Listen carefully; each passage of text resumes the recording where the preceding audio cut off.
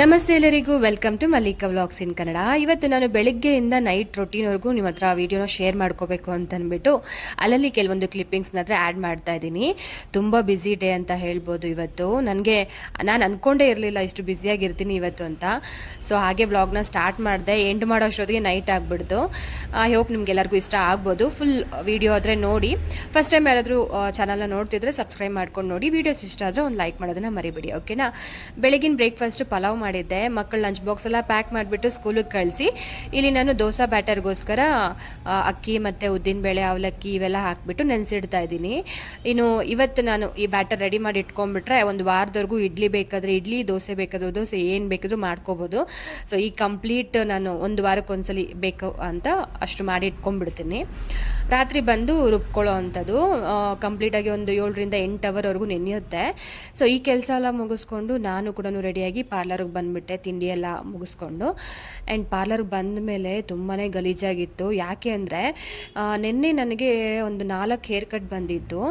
So ಆ hair cut ಬರೋಷ್ಟು time 7 ಗಂಟೆ. So ಆ ಒಂದು ಹೇರ್ ಕಟ್ ಎಲ್ಲ ಮುಗಿಸ್ಕೊಂಡು ನಾನು ಮನೆಗೆ ಹೋಗೋದಕ್ಕೆ 9 ಗಂಟೆ ಆಗಿಬಿಡ್ತು.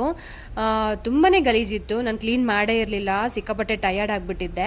ಹಾಗಾಗಿ ಬ್ರಷಸ್ ಎಲ್ಲ ವಾಶ್ ಮಾಡ್ತಾ ಇದ್ದೀನಿ. ಒಂದು 4 to 5 ಮೆಂಬರ್ಸ್ಗೆ ನಾನು ಏನಾದರೂ ಬ್ರಷಸ್ ಯೂಸ್ ಮಾಡಿದರೆ ನೀಟಾಗಿ ವಾಶ್ ಮಾಡಿ ಡ್ರೈ ಆಗೋವರೆಗೂ ಹಾಗೆ ಬಿಟ್ಟು ಆಮೇಲೆ ಬೇರೆ ಕಸ್ಟಮರ್ಗೆ ಯೂಸ್ ಮಾಡ್ತೀನಿ. ಅದನ್ನು ಹಾಗೆ ಇಡೋದ್ರಿಂದ ಡ್ಯಾಂಡ್ರಫ್ ಪ್ರಾಬ್ಲಮ್ ಆಗಲಿ, ಹೇರ್ ಫಾಲ್ ಪ್ರಾಬ್ಲಮ್ ಆಗಲಿ ಜಾಸ್ತಿ ಆಗಿಬಿಡುತ್ತೆ ಅಂತ ಫಸ್ಟ್ ಬ್ರಷಸ್ ಎಲ್ಲ ನೀಟಾಗಿ ಕ್ಲೀನ್ ಮಾಡಿ ಹಾಗೆ ಒಬ್ರಿಗೆ ಯೂಸ್ ಮಾಡಿರುವಂಥ ಸಿಸರ್ಸ್ ಕೂಡ ವೆಟ್ ವೈಪಲ್ಲಿ ನೀಟಾಗಿ ಒರೆಸ್ಬಿಟ್ಟು ಆಮೇಲೆ ಟಿಶ್ಯೂ ಪೇಪರಿಂದ ಅದನ್ನು ವೆಟ್ ಇಲ್ಲದೆ ನೀಟಾಗಿ ಒರೆಸಿ ಇಡೋದ್ರಿಂದ ಕೂಡ ಸಿಸರ್ಸ್ ತುಂಬ ದಿನ ಬಾಳಿಕೆ ಬರುತ್ತೆ. ಈ ರೀತಿ ಚಿಕ್ಕ ಚಿಕ್ಕ ಕೆಲಸಗಳು ಅವಾಗವಾಗ ಪಾರ್ಲರ್ಗಳಲ್ಲಿ ಮಾಡ್ಕೊಳ್ತಾನೆ ಇರಬೇಕು, ಹೈಜೀನ್ ಮೇಂಟೈನ್ ಮಾಡೋಕ್ಕೆ. ಹಾಯ್ ಎಲ್ಲರಿಗೂ. ಸೊ ಜಸ್ಟ್ ಒಂದು 10 ನಿಮಿಷ ಮುಂಚೆನೇ ಪಾರ್ಲರ್ಗೆ ಬಂದಿದ್ದೀನಿ. ನೆನ್ನೆ ಒಂದು 2-3 ಹೇರ್ ಕಟ್ ಇತ್ತು. ಟೈಮ್ ಒಂದು 7:30 ಅಷ್ಟೊತ್ತಿಗೆ ಬಂದಿರ್ತಾರೆ. ಸೊ ಹೇರ್ ಕಟ್ ಎಲ್ಲ ಮುಗಿಸೋ ಅಷ್ಟೊತ್ತಿಗೆ ಟೈಮ್ ಆಗಿಬಿಟ್ಟಿತ್ತು. ನಾನು ಪಾರ್ಲರ್ ಎಲ್ಲ ಕ್ಲೀನ್ ಮಾಡೇ ಇರಲಿಲ್ಲ. ಇವತ್ತು ಬಂದು ಈಗ ಸ್ವಲ್ಪ ಕ್ಲೀನ್ ಮಾಡಿಬಿಟ್ಟು ಕೋಮ್ಗಳೆಲ್ಲ ಇರುತ್ತಲ್ಲ, ಹೇರ್ ಕಟ್ ಯೂಸ್ ಮಾಡಿರೋಂಥ ಸಿಸರ್ಸ್ ಎಲ್ಲ ನೀಟಾಗಿ ವಾಶ್ ಮಾಡಿಬಿಟ್ಟು ಡ್ರೈ ಆಗೋದಕ್ಕೆ ಟವಲೆಲ್ಲ ಹಾಕಿಟ್ಟಿದ್ದೀನಿ. ಸೊ ಈಗ ನನಗೆ ಒಂದು ಎಂಗೇಜ್ಮೆಂಟ್ ಬ್ರೈಡ್ ಬರ್ತಾರೆ. ಅವ್ರಿಗೆ ಎಂಗೇಜ್ಮೆಂಟ್ ಮೇಕಪ್ ಕೂಡ ಭಾನುವಾರ ಬುಕ್ ಆಗಿದೆ. ಸೊ ಇವತ್ತು ಪ್ಯಾಕೇಜ್ ಅಟೆಂಡ್ ಮಾಡೋಕ್ಕೆ ಬರ್ತಿದ್ದಾರೆ, ಫೇಶಿಯಲ್ಸ್ ಎಲ್ಲ ಮಾಡ್ಕೊಳ್ಳೋದಕ್ಕೆ. ಹಾಗಾಗಿ ಅವ್ರಿಗೆ ಕೆಲವೊಂದು ಫೇಶಿಯಲ್ಸ್ನ ನಾನು ಸಜೆಸ್ಟ್ ಮಾಡಿದ್ದೆ. ಅವ್ರಿಗೆ ಗೋಲ್ಡ್ ಮತ್ತು ನನ್ನ ಹತ್ರ ಇರುವಂಥ ಹೊಸ ಫೇಶಿಯಲ್ ಅಂದರೆ ಈಗ ಈ ನಡುವೆ ಬಂದಿರೋಂಥ ಅರೋಮಾ ಮ್ಯಾಜಿಕ್ ಫೇಶಿಯಲ್ ಅಂತೂ ತುಂಬ ಟ್ರೆಂಡಿಂಗಲ್ಲಿದೆ. ಸೊ ಅದನ್ನು ಕೂಡ ಸಜೆಸ್ಟ್ ಮಾಡಿದ್ದೆ. ಆ ಫೇಶಿಯಲ್ಸ್ ಎಲ್ಲ ಇದ್ದಿಲ್ಲ, ಖಾಲಿ ಆಗಿಬಿಟ್ಟಿತ್ತು ಅಂತ ಅಂದ್ಬಿಟ್ಟು ಬರಬೇಕಾದ್ರೆ ಕಾಸ್ಮೆಟಿಕ್ ಸ್ಟೋರ್ಸ್ಗೆ ಹೋಗ್ಬಿಟ್ಟು ಬಂದಿದ್ದೀನಿ. ಸೊ ಈಗ ನಾನು ಪರ್ಚೇಸ್ ಮಾಡಿರೋಂಥ aroma magic facial kit. So price ಎಲ್ಲ ಹೆಂಗೆ ಅಂದರೆ ನಾವು ನಾರ್ಮಲ್ ಆಗಿ ಒಂದೇ ಕಾಸ್ಮೆಟಿಕ್ ಸ್ಟೋರ್ಸಲ್ಲಿ ತೊಗೊಂಡ್ರೆ ಕಮ್ಮಿ ಬಜೆಟಲ್ಲಿ ಹಾಕ್ಕೊಡ್ತಾರೆ, ಡಿಸ್ಕೌಂಟ್ ಕೂಡ ಇರುತ್ತೆ. ಬೇರೆ ಬೇರೆ ಕಾಸ್ಮೆಟಿಕ್ ಸ್ಟೋರ್ಸಲ್ಲಿ ತೊಗೊಂಡ್ರೆ ನಮ್ಗೆ ಅಷ್ಟು ಕಮ್ಮಿಯಾಗಿ ಬರೋದಿಲ್ಲ. ಸೊ ಇದು ಬಂದುಬಿಟ್ಟು ನನಗೆ 950 ರುಪೀಸ್ಗೆ ಬಂತು. ಒಂದು 5 ಮೆಂಬರ್ಸ್ಗೆ ನಾವು ಆರಾಮಾಗಿ ಯೂಸ್ ಮಾಡ್ಬೋದು. ಸೊ ತುಂಬ ಟ್ರೆಂಡಿಂಗಲ್ಲಿರೋ ಅಂಥದ್ದು aroma magic skin glow facial ಅಂತ ಅಂದ್ಬಿಟ್ಟು. ಸೊ ಈ ಒಂದು ಫೇಶಿಯಲ್ ಕೂಡ ತುಂಬಾ ಚೆನ್ನಾಗಿರುತ್ತೆ. ಹಾಗೆ ಅವರು ಗೋಲ್ಡ್ ಬೇಕು ಅಂತ ಹೇಳಿದರು. ಗೋಲ್ಡ್ ಒಂದು ಸ್ವಲ್ಪ ಹಳೇದಾದರೂ ಕೂಡ ತುಂಬ ಜನ ಕೇಳ್ತಾ ಇದ್ದಾರೆ. ಟ್ರೆಂಡಲ್ಲಿರೋಂಥ ಫೇಶಿಯಲ್ ಜಾಸ್ತಿ ಯಾರು ಮಾಡ್ಕೊಳ್ಳೋಕೆ ಹೋಗ್ತಿಲ್ಲ. ಹಾಗೆ ನನ್ನ ಹತ್ರ ಲೋಟಸ್ ಇತ್ತು, ಲೋಟಸ್ ಫೇಶಿಯಲ್ ಖಾಲಿ ಆಯಿತು, ಗೋಲ್ಡ್ ಫೇಶಿಯಲು. ಸರಿ, ಇಲ್ಲಿ ನನಗೆ ನಿಯರ್ ಬೈ ಇರೋಂಥ ಕಾಸ್ಮೆಟಿಕ್ ಸ್ಟೋರ್ಸ್ ಹೋಗಿರೋದ್ರಿಂದ ನನಗೆ ನೇಚರ್ಸ್ ಗೋಲ್ಡ್ ಫೇಶಿಯಲ್ ಕಿಟ್ ಅದು ಸಿಕ್ಕಿದೆ. ಸೊ ಇವೆರಡನ್ನೂ ತೋರಿಸ್ತೀನಿ, ಅವ್ರಿಷ್ಟ ಅವ್ರಿಗೆ ಯಾರು ಬೇಕಿದ್ರೂ ಸೆಲೆಕ್ಟ್ ಮಾಡ್ಕೋಬೋದು. ಬಟ್ ನಾನು ಹೇಳೋ ಅಂಥದ್ದು ಇದನ್ನು ಮಾಡಿಸ್ಕೊಳ್ಳಿ ಅಂತ. ಸೊ ಇದು ತುಂಬಾ ಚೆನ್ನಾಗಿದೆ ಅಂತ, ಬಟ್ ಅವ್ರಿಷ್ಟ. ಸೊ ಇದು ಸ್ವಲ್ಪ ಪ್ರೈಸ್ ಜಾಸ್ತಿನೇ ಇರುತ್ತೆ ಫೇಶಿಯಲ್ ಚಾರ್ಜ್. ಆ್ಯಂಡ್ ಇದು ಒಂದು ಸ್ವಲ್ಪ ಕಮ್ಮಿ ಇರುತ್ತೆ ಕಂಪೇರಿಟಿವ್ಲಿ ದಿಸ್ಗೆ. ಇದು ತುಂಬಾ ಕಮ್ಮಿ ಇದೆ. ಸೊ ಅವ್ರಿಷ್ಟ, ಅವ್ರು ಯಾವ್ದು ಬೇಕಾದ್ರೂ ಸೆಲೆಕ್ಟ್ ಮಾಡ್ಕೊಳ್ಳಿ. ಆ್ಯಂಡ್ ಇನ್ನೊಂದು ನನ್ನ ಹತ್ರ ಫೌಂಡೇಶನ್ ಕೂಡ ಖಾಲಿ ಆಗಿಬಿಟ್ಟಿತ್ತು. ಹಾಗಾಗಿ ಮ್ಯಾಕ್ ಫೌಂಡೇಶನ್ ಅಂತ ತೊಗೊಂಡು ಬಂದಿದ್ದೀನಿ.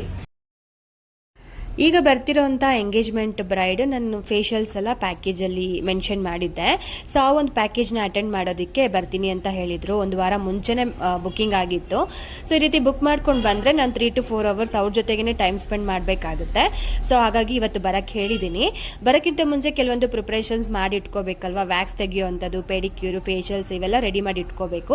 ಸೊ ಆ ಒಂದು ಪ್ರಿಪ್ರೇಷನ್ ಆದರೆ ನಾನು ಇವಾಗ ಮಾಡ್ತಾ ಇದ್ದೀನಿ.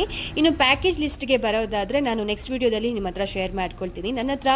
ನನ್ನ ಪಾರ್ಲರಲ್ಲಿ ನಡೀತಿರೋವಂಥ ಪ್ಯಾಕೇಜಸ್ ಯಾವ್ಯಾವು ಅಂತ ಅಂದ್ಬಿಟ್ಟು ಮೇ ಬಿ ಸ್ವಲ್ಪ ಜನರಿಗೆ ಅದು ಯೂಸ್ ಆಗ್ಬೋದು. ಕೆಲವೊಂದನ್ನು ನೋಡಿ ತಿಳ್ಕೊಂಡು ಬೇರೆ ಪಾರ್ಲರ್ಗೆ ಯಾರಾದರೂ ಹೋಗೋರು ಇದ್ದರೂ ಕೂಡ ಯೂಸ್ ಆಗುತ್ತಲ್ವ ಅಂತ ಅಂದ್ಬಿಟ್ಟು ನಾನು ಶೇರ್ ಮಾಡ್ತೀನಿ. ತುಂಬಾ ಕಮ್ಮಿ ಪ್ರೈಸಲ್ಲೇ ಎಲ್ಲ ಸರ್ವಿಸಸ್ಸು ಮಾಡ್ತಿರೋದ್ರಿಂದ ಕಸ್ಟಮರು ಕೂಡ ತುಂಬ ಸ್ಯಾಟಿಸ್ಫೈ ಆಗ್ತಾರೆ ಅಂತ ಹೇಳ್ಬೋದು. ಹಾಗೆ ಕಸ್ಟಮರ್ ಕೂಡ ಬರಬೇಕಾದ್ರೆ ಸ್ಯಾರೀಸ್ ತೊಗೊಂಡು ಬಂದಿದ್ರು ಎಂಗೇಜ್ಮೆಂಟ್ ಉಟ್ಕೊಳ್ಳೋದಕ್ಕೆ, ಮತ್ತು ಅವ್ರ ಅಮ್ಮಂಗೋಸ್ಕರ ಕೂಡ ಮೇಕಪ್ ಎಲ್ಲ ಬುಕ್ ಆಗಿದೆ. ಸೊ ಸಂಡೇ, ಹಾಗಾಗಿ ಅವ್ರಿಗೆ ಸ್ಯಾರಿ ಡ್ರೇಪ್ ಮಾಡಬೇಕಾಗಿತ್ತಲ್ವ, ನಾನು ಮೊದಲೇ ತರಿಸ್ಕೊಳ್ತಾ ಇದ್ದೀನಿ. ಇದನ್ನು ಪ್ರೀಪ್ಲೀಟಿಂಗ್ ಮತ್ತು ಬಾಕ್ಸ್ ಫೋಲ್ಡಿಂಗ್ ಮಾಡಿ ನಾನು ಸೆಟ್ ಮಾಡಿ ಇಟ್ಕೊಂಡ್ರೆ ಆವಾಗ ಅವ್ರು ಬಂದಿದ್ದ ತಕ್ಷಣ ಸ್ಯಾರಿ ಡ್ರೇಪ್ ಮಾಡಿ ಮೇಕಪ್ ಮಾಡೋದಕ್ಕೆ ಈಸಿ ಆಗುತ್ತಲ್ವ ಅಂತ ಅಂದ್ಬಿಟ್ಟು. ಹಾಗೆ ಇಲ್ಲಿ ಪ್ಯಾಕೇಜ್ ಎಲ್ಲ ಕಂಪ್ಲೀಟ್ ಆದಮೇಲೆ ನಾನು ಮೆಷರ್ಮೆಂಟ್ ಆದರೆ ತಗೊಳ್ತಾ ಇದ್ದೀನಿ ಸ್ಯಾರಿ ಪ್ರೀಪ್ಲೀಟಿಂಗ್ಗೆ. ಸೊ ಪ್ಯಾಕೇಜು ಅಟೆಂಡ್ ಮಾಡೋ ಅಷ್ಟೊತ್ತಿಗೆ 3:30 ಆಗಿಬಿಟ್ಟಿತ್ತು. ಅವ್ರು ಬಂದಿದ್ದು 12 ಗಂಟೆಗೆ, ಕಂಪ್ಲೀಟ್ ಮಾಡೋ ಅಷ್ಟೊತ್ತಿಗೆ 3:30. ಇನ್ನೂ ಊಟನೂ ಮಾಡಿರಲಿಲ್ಲ. ನಾನು ಯಾವಾಗಲೂ ಊಟ ಮಾಡೋದಕ್ಕೆ ಮನೆಗೆ ಹೋಗ್ಬಿಡ್ತೀನಿ. ಸೊ ಬಟ್ ಇವತ್ತು ನಾನು ಹೋಗೋಕ್ಕಾಗಲಿಲ್ಲ. ನಮ್ಮ ಮನೆಯವ್ರಿಗೆ ಹೇಳಿದೆ ಬರೋಕ್ಕಾಗಲ್ಲಪ್ಪ ಮನೆಗೆ ಅಂತಂದ್ಬಿಟ್ಟು. ಹಾಗಾಗಿ ಅವರು ಊಟನ ನಾನು ಹೋಟ್ಲಿಂದ ಪಾರ್ಸಲ್ ತೊಗೊಂಡು ಪಾರ್ಲರ್ಗೆ ತೊಗೊಬಂದು ಕೊಟ್ಬಿಟ್ರು.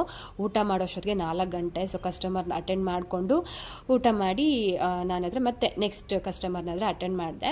ಸೊ ಇವ್ರದ್ದು 2 ಸೀರೆ ಅಂತ ಹೇಳಿದ್ನಲ್ವ, ಇಲ್ಲಿಂದ ಉಟ್ಕೊಳ್ಳೋಗೋದಕ್ಕೆ ಒಂದು, ಮತ್ತು ಅಲ್ಲಿ ಎಂಗೇಜ್ಮೆಂಟ್ ಟೈಮಲ್ಲಿ ಕೆಲವೊಂದು ಶಾಸ್ತ್ರಗಳಿರುತ್ತಂತೆ. ಸೊ ಅಲ್ಲೂ ಕೂಡ ಒಂದು ಸ್ಯಾರಿ ಹಾಕ್ಕೊಳ್ತೀನಿ ಅಂತ ಹೇಳಿದರು. ಆಮೇಲೆ ಮೇಯ್ನ್ ಎಂಗೇಜ್ಮೆಂಟ್ ಬರೋದಾದರೆ ಲೆಹೆಂಗಾ ಡ್ರೇಪ್ ಮಾಡ್ಕೊಳ್ತೀನಿ ಅಂತ ಹೇಳಿದರು. ಆ ಲೆಹೆಂಗಾ ಡ್ರೇಪ್ ಮಾಡ್ಕೊಳ್ಳೋಕ್ಕೂ ಕೂಡ ದುಪ್ಪಟ್ಟ ನಾನು ಯಾವ ರೀತಿ ಹಾಕ್ಕೊಳ್ಬೇಕು, ಹೇಗೆ ಪಿನ್ ಮಾಡ್ಕೋಬೇಕು ಅಂತ ಕೂಡ ಇಲ್ಲಿ ಹೇಳ್ತಾ ಇದ್ದೀನಿ. ಸೊ ಅವರು ಅದಕ್ಕೆ ಕನ್ವಿನ್ಸ್ ಆಗ್ತಾ ಇದ್ದಾರೆ. ಮೇ ಬಿ ಕೆಲವರು ಕಸ್ಟಮರ್ ಆದರೆ ನಾವು ಹೇಳೋದಕ್ಕೆ ಓಕೆ ಅಂತ ಹೇಳ್ತಾರೆ, ಬಟ್ ಇಲ್ಲ ನಾವು ಹೇಳಿರೋ ಥರನೇ ನೀವು ಮಾಡಿಕೊಡ್ಬೇಕು ಅಂತ ಬೇರೆ ಕಸ್ಟಮರ್ಸ್ ಬರ್ತಾರಲ್ವ. ಸೊ ಅವ್ರಿಗೇನು ನಾವು ಕನ್ವಿನ್ಸ್ ಮಾಡೋಕ್ಕಾಗೋದಿಲ್ಲ.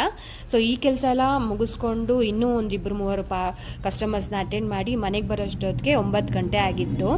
ಸೊ ಇಷ್ಟೊತ್ತು ಯಾಕಾಯಿತು ಅಂದರೆ ನಾನು ಸ್ಯಾರಿ ಪ್ರಿಪ್ಲೇಟಿಂಗ್ಗೆ ಮೆಷರ್ಮೆಂಟ್ ತೊಗೊಂಡಿದ್ನಲ್ವ, ಅದೆಲ್ಲ ಐರನ್ ಮಾಡಬೇಕಾಗಿತ್ತು. ಸೊ ಅದಕ್ಕೆ ಸ್ವಲ್ಪ ಟೈಮ್ ತೊಗೊಳುತ್ತೆ. ಹಾಗೆ ಬೆಳಿಗ್ಗೆ ನೆನೆಸಿಟ್ಟಿರೋಂಥ ಅಕ್ಕಿ ದೋಸೆಗೆಲ್ಲ ನೆನೆಸಿಟ್ಟಿದ್ನಲ್ವ, ಅದನ್ನು ರುಬ್ಕೋಬೇಕಾಗಿತ್ತಲ್ವ. ಸೊ ಮಧ್ಯಾಹ್ನ ಮನೆಗೆ ಬಂದಿದ್ದರೆ ಕೆಲವೊಂದು ಕೆಲಸಗಳನ್ನ ಮಾಡ್ಕೊಳ್ತಾ ಇದ್ದೆ, ಬಟ್ ಬರದೇ ಇರೋದ್ರಿಂದ ಡಬಲ್ ಕೆಲಸ ಆಗಿಬಿಡ್ತು. ಅಡುಗೆ ಕೂಡ ಮಾಡಿರಲಿಲ್ಲ. ಬೆಳಗ್ಗೆ ಮೂಲಂಗಿ ಬೇಳೆ ಎಲ್ಲ ಹಾಕಿಬಿಟ್ಟು ಕುಕ್ಕರಲ್ಲಿ ಕೂಗಿಸಿಟ್ಟಿದ್ದೆ, ಮಧ್ಯಾಹ್ನ ಬಂದು ಒಗ್ಗರಣೆ ಹಾಕ್ಕೊಳ್ಳೋಣ ಅಂತಂದ್ಬಿಟ್ಟು, ಬಟ್ ಆಗಲಿಲ್ವಲ್ಲ. ಸೊ ನೈಟ್ಗೆ ಅಡುಗೆ ಮಾಡೋ ಹಾಗಾಯಿತು. ದೋಸೆ ಎಲ್ಲ ರುಬ್ಬಿಟ್ಬಿಟ್ಟು ಆವಾಗ ಬಿದ್ದಿರೋಂಥ ಪಾತ್ರೆಗಳು ಜಾಸ್ತಿನೇ ಇರುತ್ತೆ. ಸೊ ಪಾತ್ರೆಗಳೆಲ್ಲ ತೊಳ್ಕೊಬೇಕು, ಪಾತ್ರೆ ಜೋಡಿಸ್ಬೇಕು, ಮತ್ತು ಅಡುಗೆಗೋಸ್ಕರ ಮೂಲಂಗಿ ಸಾಂಬಾರು ಮಾಡಿದ್ನಲ್ವ, ಬೆಳಗ್ಗೆ ಕೂಡ ಆಗಿಬಿಡುತ್ತೆ ಅಂತ ಸ್ವಲ್ಪ ಹೆಚ್ಚಿಗೆ ಮಾಡಿದ್ದೆ. ಈ ಥರ ತುಂಬಾ ಕೆಲಸ ಆಗಿಬಿಡ್ತು ಇವತ್ತು. ಬೆಳಗ್ಗೆಯಿಂದ ರಾತ್ರಿವರೆಗೂ ಯಾವಾಗ ಮಲ್ಗೋಣ ಅಂತ ಕೂಡ ಅನಿಸ್ಬಿಟ್ಟಿತ್ತು. ಇದ್ರ ಜೊತೆಗೆ ಮಕ್ಕಳು ಕೂಡ ಅಷ್ಟೇ ಮಧ್ಯಾಹ್ನ ಮನೆಗೆ ಹೋಗಿ ಇಲ್ವಲ್ಲ, ಸ್ವಲ್ಪ ಬೇಜಾರಾಗೂ ಕೂಡ ಫೀಲ್ ಆದರು. ಬಟ್ ಏನೂ ಮಾಡೋಕ್ಕಾಗಲ್ಲ, ಒಂದೊಂದು ಟೈಮ್ ಒಂದೊಂದು ಥರ ಇರುತ್ತೆ, ಎಲ್ಲದಕ್ಕೂ ಅಡ್ಜಸ್ಟ್ ಆಗಬೇಕಷ್ಟೇ. ಇಲ್ಲಿಗೆ ಕರ್ಕೊಬರೋಣ ಅಂದರೆ ಕಸ್ಟಮರ್ಸ್ ಇರೋದ್ರಿಂದ ಕರೆಸಲಿಲ್ಲ ನಾನು. ಸೊ ಈ ಕೆಲಸ ಎಲ್ಲ ಮುಗಿಸಿ ಮತ್ತು ದೋಸೆ ಬ್ಯಾಟರ್ ಕೂಡ ರೆಡಿ ಆಗಿತ್ತು. ಇನ್ನು 1 ವಾರದವರೆಗೂ ಟೆನ್ಷನ್ ಇರೋದಿಲ್ಲ, ಆರಾಮಾಗಿ ಫ್ರಿಜ್ಜಲ್ಲಿ ಸ್ಟೋರ್ ಮಾಡಿ ಇಟ್ಕೊಬಿಡ್ಬೋದು. ಬೆಳಗ್ಗೆಗೆ ಇಡ್ಲಿ ಅಥವಾ ದೋಸೆ ಯಾವುದಾದ್ರೂ ಮಾಡ್ಕೋಬೋದು. ಸೊ ಈ ಕೆಲಸ ಮುಗಿಸ್ಕೊಂಡು ಕಿಚನ್ ಕೂಡ ಕಂಪ್ಲೀಟ್ ಕ್ಲೀನಿಂಗ್ ಆಗೋಯ್ತು. ಊಟ ಮಾಡೋಷ್ಟೊತ್ತಿಗೆ 10:30.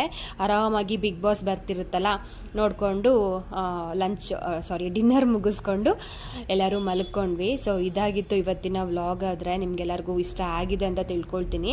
ಸೊ ಆದಷ್ಟು ಕಮ್ಮಿ ವೀಡಿಯೋಸ್ನೇ ಶೇರ್ ಮಾಡೋಕ್ಕೆ ಇಷ್ಟಪಡ್ತೀನಿ. ಲೆಂತ್ ವೀಡಿಯೋ ನನಗೂ ಎಡಿಟ್ ಮಾಡೋಕ್ಕೆ ಸ್ವಲ್ಪ ಕಷ್ಟ ಆಗುತ್ತೆ. ಹಾಗಾಗಿ ಸ್ವಲ್ಪ ಶಾರ್ಟ್ ಆ್ಯಂಡ್ ಸ್ವೀಟಾಗಿ ಚೆನ್ನಾಗಿರೋ ವ್ಲಾಗ್ನ ನಿಮ್ಮ ಹತ್ರ ಶೇರ್ ಮಾಡ್ಕೊಳ್ಳೋಣ ಅಂತ ಅಂದ್ಬಿಟ್ಟು.